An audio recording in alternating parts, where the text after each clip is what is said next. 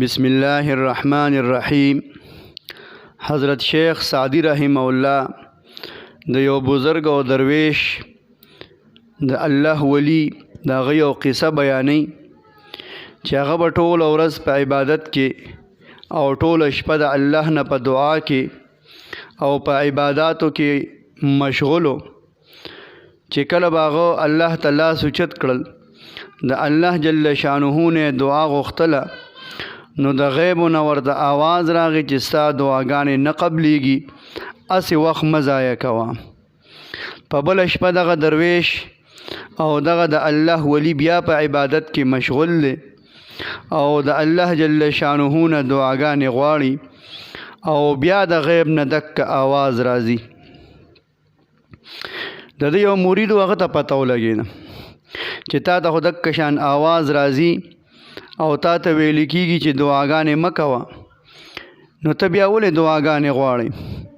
نو هغه پیر صاحب او هغه درویش په ژړا شو، وی چې دعا د الله نه نه غواړم نو د چا نه به غواړم؟ د چا در ته به ځم؟ که د الله د در نه ورټلی شم او واپس کړی شم نو ما ته بله ټکانه وښیه، بل ځای راته وښیه. د الله د در نه علاوه زما بل در نشته، زه به ترې غواړم او خامخا به یې ترې غواړم او بیا به یې ترې غواړم. شیخ سعدی رحمه الله فرمایي د دې نه معلومه دا شوه چې د الله د رحمت نه به مایوسه کېږي نه، الله جل شانه ته به خپله حاجت روایي او دعاګانې او خپل مسائل مخې ته کې.